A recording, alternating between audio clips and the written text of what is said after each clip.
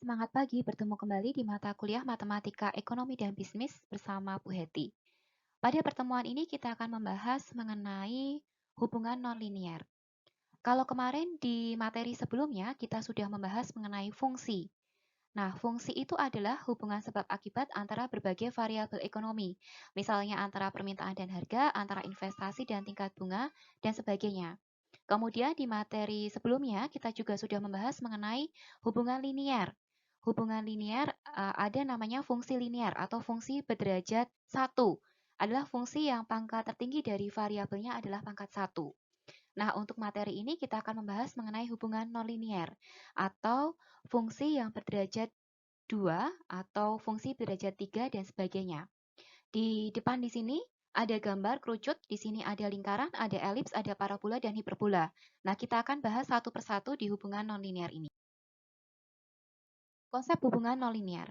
Pemahaman akan konsep fungsi-fungsi nonlinier dalam mempelajari ilmu ekonomi tidak kalah pentingnya dengan pemahaman akan fungsi linier. Materi ini akan membahas karakteristik-karakteristik dari fungsi nonlinier. Ada 4 macam bentuk fungsi nonlinier dalam analisis ekonomi, yakni fungsi kuadrat, fungsi kubik, fungsi eksponensial, dan fungsi logaritmik. Di dalam fungsi kuadrat nanti kita akan membahas mengenai ada lingkaran, kemudian ada elips, ada parabola, dan ada hiperbola. Kita akan bahas satu persatu. Fungsi kuadrat atau fungsi berderajat 2 adalah fungsi yang pangkat tertinggi dari variabelnya adalah pangkat 2. Bentuk umumnya Y sama dengan A plus BX plus CX kuadrat, di mana C tidak sama dengan 0. Di sini ada gambar fungsi kuadrat bisa berbentuk seperti ini. Ada lingkaran, ada elips, ada parabola, dan ada hiperbola. Kemudian, pangkat 2 dalam persamaan kuadrat terletak pada variabel X maupun Y. Bentuk umum persamaan kuadratnya, AX kuadrat ditambah PXY ditambah BY kuadrat ditambah CX ditambah DY ditambah E sama dengan 0. Setidak-tidaknya salah satu A atau B tidak sama dengan 0. Identifikasi bentuknya bisa seperti ini. Jika P sama dengan 0 dan A sama dengan B tidak sama dengan 0, kurvanya adalah lingkaran. Jika P kuadrat negatif 4AB lebih kecil dari 0, kurvanya adalah elips. Kemudian jika P kuadrat negatif 4AB lebih besar dari 0, kurvanya adalah hiperbola. Dan jika P kuadrat negatif 4AB sama dengan 0, kurvanya adalah parabola. Jika P sama dengan 0, tidak terdapat suku XY pada persamaan kuadrat sehingga menjadi persamaannya seperti ini. AX kuadrat ditambah BY kuadrat ditambah CX ditambah DY tambah E sama dengan 0. Identifikasi berdasarkan persamaan tersebut, jika A sama dengan B tidak sama dengan 0, kurvanya adalah lingkaran. Jika A tidak sama dengan B tetapi bertanda sama, kurvanya adalah elips. Jika A dan B berlawanan tanda, kurvanya adalah hiperbola. Jika A sama dengan 0 atau B sama dengan 0 tapi tidak keduanya, kurvanya adalah sebuah parabola. Nah, kita akan membahas satu persatu mengenai fungsi kuadrat. Ada lingkaran, elips, parabola, dan hiperbola. Yang pertama mengenai lingkaran. Lingkaran adalah tempat kedudukan titik-titik yang berjarak tetap terhadap sebuah titik tertentu atau pusat. Jari-jari lingkaran adalah jarak titik-titik tersebut. Bentuk umum persamaan lingkarannya seperti ini.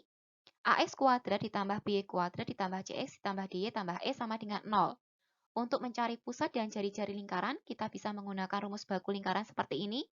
X negatif I kuadrat ditambah Y negatif J kuadrat sama dengan R kuadrat.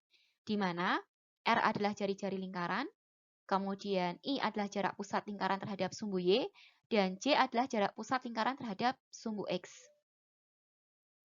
Kemudian titik potong lingkaran dengan sumbu-sumbu koordinat dapat dicari dengan memisalkan X sama dengan 0, sehingga perpotongannya dengan sumbu Y dapat dihitung, dan memisalkan Y sama dengan 0, sehingga perpotongan dengan sumbu X dapat dihitung. Tidak setiap lingkaran mempunyai perpotongan dengan sumbu-sumbu koordinat, tergantung pada nilai I dan J dibandingkan R. Sehingga, jika I lebih besar dari R, lingkaran tidak memotong sumbu vertikal Y, dan jika J lebih besar dari R, lingkaran tidak memotong sumbu horizontal X. Contoh soal lingkaran, tentukan pusat dan jari-jari lingkaran dari persamaan 3x kuadrat ditambah 3y kuadrat negatif 24x negatif 18y negatif 33 sama dengan 0. Selain itu juga tentukan perpotongannya pada masing-masing sumbu koordinat. Sehingga di sini diminta mencari pusat, kemudian diminta mencari jari-jari lingkaran, dan perpotongan pada masing-masing sumbu koordinat. Nah, dari persamaan 3x kuadrat ditambah 3y kuadrat negatif 24x negatif 18y, negatif 33 sama dengan 0, itu bisa diperkecil sehingga lebih memudahkan untuk kita menghitung pusat dan jari-jari lingkaran. Sehingga kita bagi 3 semua, kita mendapatkan hasil untuk persamaannya, x kuadrat ditambah y kuadrat negatif 8x negatif 6y sama dengan 11. Kemudian kita bisa memisalkan di sini dalam persamaan di variabel x dan variabel y-nya dengan memisalkan K1 dan K2. Kalian bisa memisalkan dengan M1, N1, dan sebagainya, tidak masalah. Nah, untuk mencari nilai K1, kita bisa menggunakan rumus di sini, yaitu A negatif B kuadrat sama dengan A kuadrat plus B kuadrat negatif 2AB. Kita bisa menggunakan rumus di sini ya untuk menghitung nilai K1-nya. Sehingga kita dapatkan X kuadrat negatif 8X tambah K1. Di sini X kuadrat itu sebagai A kuadrat, kemudian negatif 8X itu sebagai negatif 2AB, dan K1 itu sebagai B kuadrat. Sehingga negatif 2AB sama dengan negatif 8X. Dilihat di sini koefisien untuk A kuadrat itu 1 ya. Sehingga kita bisa inputkan di sini negatif 2 dikalikan 1 dikalikan B sama dengan negatif 8 dikalikan 1. Kita mendapatkan hasil B sama dengan 4. Berarti di sini kita mendapatkan hasil untuk K1 gitu ya. Nilai K1 itu sama dengan B kuadrat ya, sama dengan B kuadrat. Oke, berarti nilai B-nya adalah 4, berarti B kuadratnya adalah 4 kuadrat sama dengan 16. Sehingga kita mendapatkan persamaan X kuadrat negatif 8X tambah 16, di mana B sama dengan 4. Kemudian untuk nilai K2 sama, kalian bisa menggunakan cara A negatif B kuadrat sama dengan A kuadrat ditambah B kuadrat negatif 2AB. Nanti didapatkan hasil untuk K2-nya adalah 3 kuadrat sama dengan 9, atau B untuk K2-nya adalah 3. Kemudian di ruas sebelah sini, tinggal kalian tambahkan saja K1 dan K2. K1 16 ditambah 9, sehingga hasilnya adalah 36. Nah, kita inputkan ke rumus ini tadi, rumus untuk lingkaran ya, X negatif Y kuadrat ditambah Y negatif J kuadrat sama dengan R kuadrat. Kita mendapatkan hasil, I-nya adalah 4, kemudian J-nya sama dengan 3. Jadi karena B di sini positif 4, sehingga I-nya adalah 4. Sehingga pusat lingkaran adalah titik 4,3 dan jari-jarinya adalah 6. Berikutnya, kita mencari perpotongan dengan sumbu X dan perpotongan dengan sumbu Y. Caranya adalah, untuk lebih memudahkan kalian bisa perkecil bentuk persamaannya. Di sini tinggal dibagi 3. Kalian bisa memperkecil dengan membagi 3, atau tidak dibagi 3 juga tidak apa-apa. Kalau tidak dibagi 3, berarti nilai A-nya adalah 3, nilai B-nya negatif 24, dan nilai C-nya adalah negatif 33. Tapi kalau dibagi 3 diperkecil, berarti nilai A-nya ini adalah 1, ini koefisiennya 1 ya. Kemudian nilai B-nya adalah negatif 8, kemudian C-nya adalah negatif 11. Kemudian tinggal kalian inputkan saja ke rumus ABC. Seperti ini. Kita bisa mencari akar untuk X1 dan X2 menggunakan rumus negatif B plus minus akar B kuadrat negatif 4AC per 2A. Di mana nilai B-nya negatif 8, kemudian nilai A-nya 1, dan nilai C-nya negatif 11. Perpotongan dengan sumbu Y juga sama, itu tinggal kalian bagi 3 untuk memperkecil. Kalau tidak diperkecil, berarti nilai A-nya adalah 3, nilai B-nya negatif 18, dan nilai C-nya negatif 33. Kalau diperkecil, berarti nilai A-nya adalah 1, ini koefisiennya 1, nilai B-nya negatif 6, kemudian nilai C-nya adalah negatif 11. Untuk mencari akar X1 dan X2-nya sama, kalian menggunakan rumus ABC. Tinggal diinputkan ke rumus ini, negatif B plus minus akar B kuadrat negatif 4AC per 2A. Nanti akan mendapatkan hasil untuk perpotongan dengan sumbu X, Y1-nya, X1-nya 9,19, X2-nya negatif 1,19. Dan yang memotong sumbu Y, Y1-nya adalah 7,47 dan Y2-nya adalah 1,47. Berikutnya adalah persamaan umum dan rumus baku lingkaran.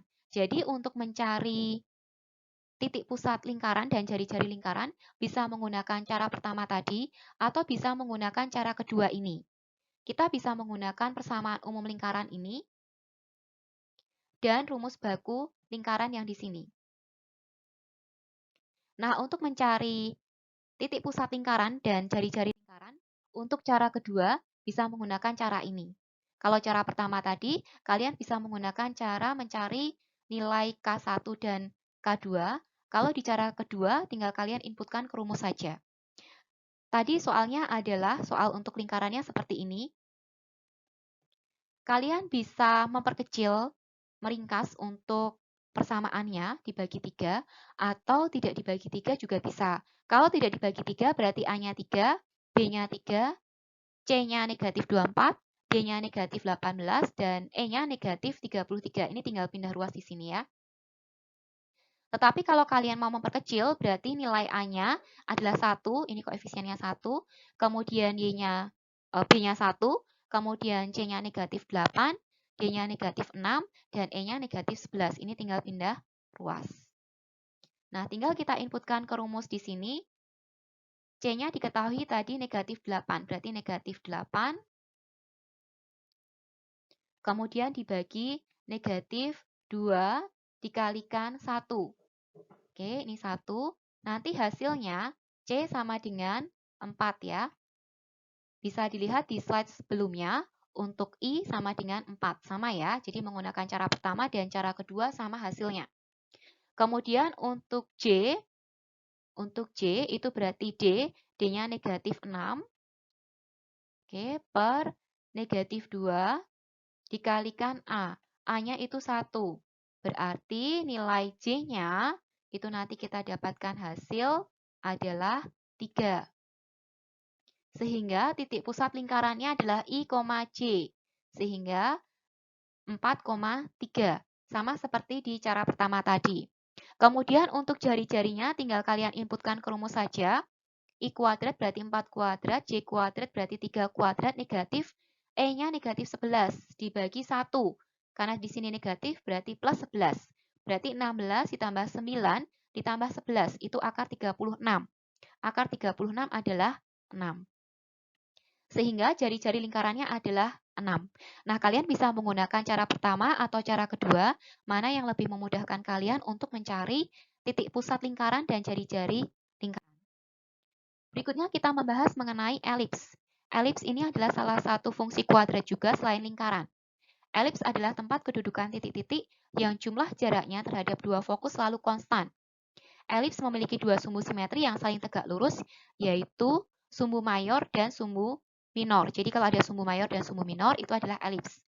Fokus elips adalah sebarang titik yang terletak pada sumbu elips. Kemudian ini adalah bentuk umum persamaan elipsnya. AX kuadrat ditambah BY kuadrat ditambah CX ditambah DY ditambah E sama dengan 0. A setanda tapi tidak sama besar dengan B. Bentuk baku rumus elips. Di sini kita bisa mencari pusat dan jari-jari elips dengan menggunakan bentuk baku rumus elips. X negatif I kuadrat per R1 kuadrat ditambah Y negatif J kuadrat per R2 kuadrat sama dengan 1. I dan J adalah koordinat pusat elips. R1 dan R2 adalah jari-jari elips. Jika R1 lebih besar dari R2, maka sumbu mayor elips sejajar dengan sumbu horizontal sumbu koordinat. Jika R1 lebih kecil dari R2, maka sumbu mayor elips sejajar dengan sumbu vertikal sumbu koordinat. Dan jika R1 sama dengan R2, maka elips berubah menjadi lingkaran. Dengan jari-jari, R sama dengan R1 sama dengan R2.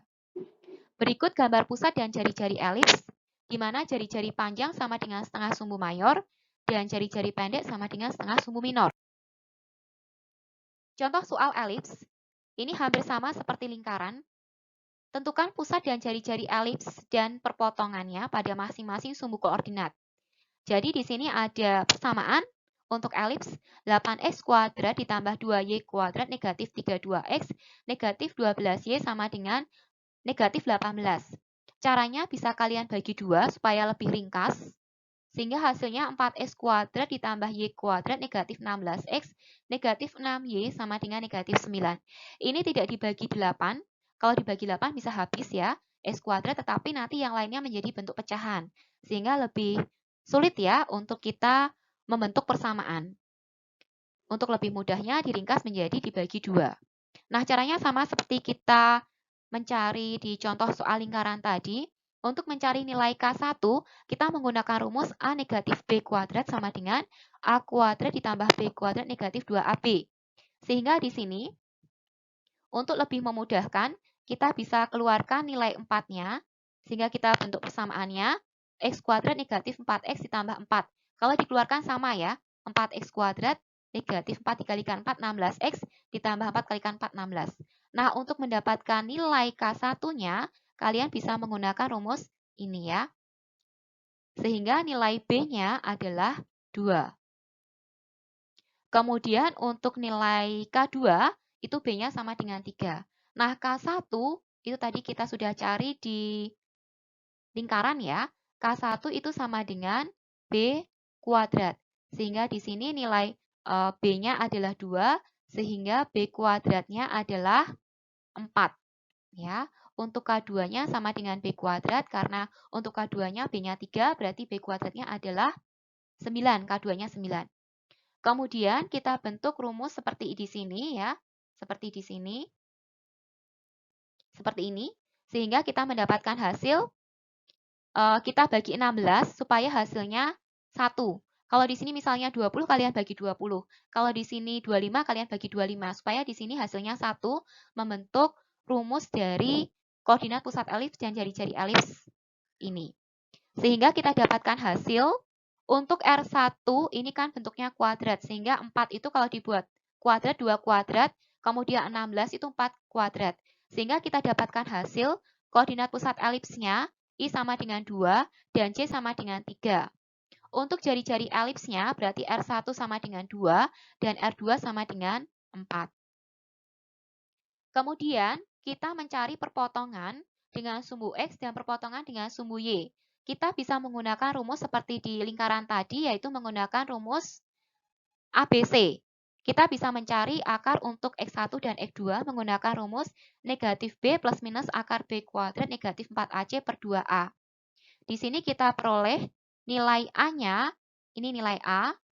A-nya adalah 8, kemudian B-nya adalah negatif 32, kemudian C-nya adalah 18. Tinggal kalian nanti inputkan ke rumus di sini, kalian akan mendapatkan hasil akar X1-nya 3,32 dan X2-nya 0,68. Begitu juga untuk perpotongan dengan sumbu Y. Di sini berarti A-nya 2, kemudian B-nya adalah negatif 12, kemudian C-nya adalah 18. Tinggal kalian inputkan ke rumus ABC di atas, nanti akan mendapatkan hasil Y1 sama dengan Y2 sama dengan 3. Berikutnya adalah hiperbola. Hiperbola juga merupakan fungsi dari kuadrat, yaitu tempat kedudukan titik-titik yang perbedaan jaraknya terhadap dua fokus selalu konstan. Memiliki dua sumbu simetri yang saling tegak lurus dan sepasang asimptot. Pusat hiperbola adalah perpotongan antara sumbu-sumbu simetri antara asimptot-asimptotnya. Sumbu lintang adalah sumbu simetri yang memotong hiperbola. Bentuk umum persamaan hiperbola sebagai berikut. AX kuadrat ditambah BY kuadrat ditambah CX ditambah DY ditambah E sama dengan 0. Di mana A berlawanan tanda dengan B. Bentuk baku rumus hiperbola. Untuk rumus ini, di mana sumbu lintang sejajar dengan sumbu X. Dan untuk rumus ini, di mana sumbu lintang sejajar dengan sumbu Y. Untuk persamaan ini, asumsinya adalah M sama dengan N sama dengan asimptotnya. Contoh soal hiperbola ini juga hampir sama seperti contoh soal untuk lingkaran dan elips. Tentukan pusat dan asimptot-asimptot dari hiperbola. Persamaannya 16x kuadrat negatif 9y kuadrat negatif 64x plus 18y negatif 89 sama dengan 0. Tentukan juga perpotongan pada masing-masing sumbu koordinat. Untuk mencari nilai K1-nya, kalian bisa menggunakan rumus seperti lingkaran tadi, A negatif B kuadrat sama dengan A kuadrat tambah B kuadrat negatif 2AB. Sehingga kita dapatkan hasil B-nya sama dengan 2. Sehingga K1-nya adalah B kuadrat, 2 kuadrat sama dengan 4.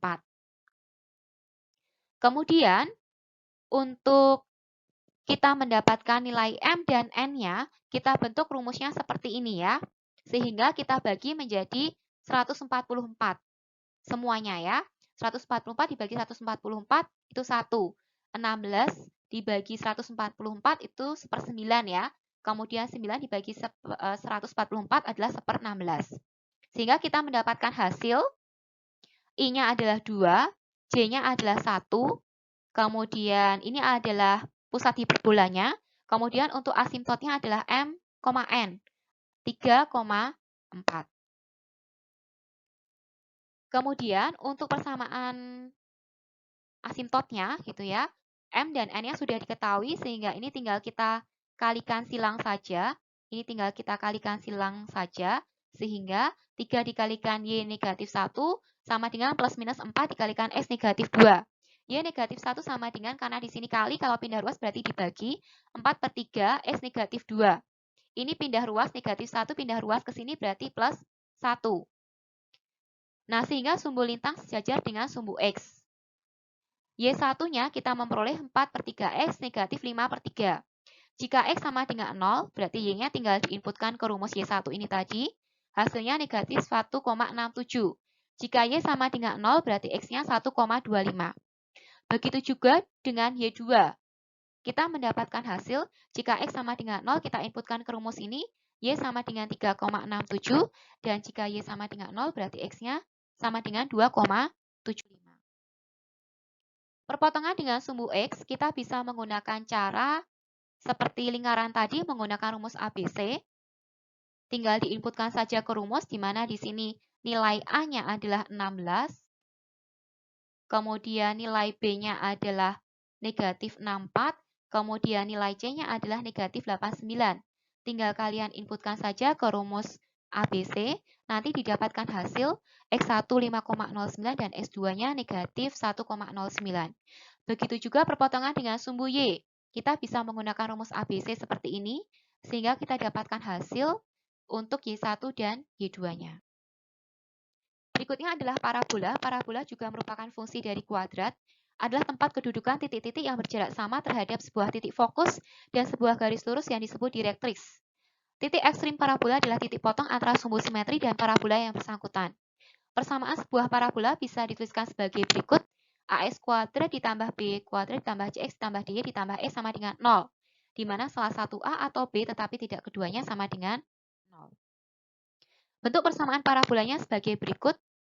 Persamaan ini jika sumbu simetri sejajar dengan sumbu vertikal, dan persamaan di bawah ini jika sumbu simetri sejajar dengan sumbu horizontal. Untuk titik ekstrim parabola I, J, kita bisa menggunakan rumus seperti ini. Contoh soal parabola. Tentukan titik ekstrim parabola, persamaannya Y sama dengan negatif X kuadrat tambah 6X negatif 2, dan perpotongannya dengan sumbu-sumbu koordinat. Sehingga kita mendapatkan hasil parabolanya ini adalah terbuka ke bawah. Karena A sama dengan negatif 1 lebih kecil dari 0, dan titik ekstrimnya terletak di atas berupa titik puncak. Kita bisa mencari koordinat titik puncaknya. Di sini nilai A-nya adalah negatif 1, kemudian B-nya adalah 6, kemudian C-nya adalah negatif 2. Sehingga kita inputkan ke rumus koordinat titik puncak, akan didapatkan hasil 3,7. Kemudian perpotongan dengan sumbu Y, kita bisa menggunakan rumus ABC, negatif B plus minus B kuadrat negatif 4AC per 2A. Kita bisa mendapatkan hasil Y sama dengan negatif 2, dan perpotongan dengan sumbu X, X1-nya 5,65 dan X2-nya 0,35. Pada hubungan nonlinear, selain fungsi kuadrat, ada fungsi kubik. Fungsi kubik adalah fungsi derajat 3, adalah fungsi yang pangkat tertinggi dari variabelnya adalah pangkat 3. Bentuk umum persamaan fungsi kubik adalah Y sama dengan A plus BX plus CX kuadrat ditambah DX pangkat 3, di mana D tidak sama dengan 0. Selain fungsi kubik, juga ada fungsi eksponensial, adalah fungsi dari suatu konstanta berpangkat variabel bebas. Bentuk fungsi eksponensial adalah Y sama dengan N pangkat X, di mana N lebih besar daripada 0. Berikutnya adalah fungsi logaritmik, adalah kebalikan dari fungsi eksponensial. Variabel bebasnya merupakan bilangan logaritmik. Bentuk fungsi logaritmiknya adalah sebagai berikut. Y sama dengan log X terhadap basis N, di mana N lebih besar dari 0 dan N tidak sama dengan 1. Nah, berikutnya di akhir slide materi ini ada latihan hubungan nonlinear, 3 soal. Silahkan kalian kerjakan, kemudian kalian kumpulkan ke alamat email yang sudah ditentukan. Berikut sumber referensi yang digunakan untuk materi ini. Terima kasih.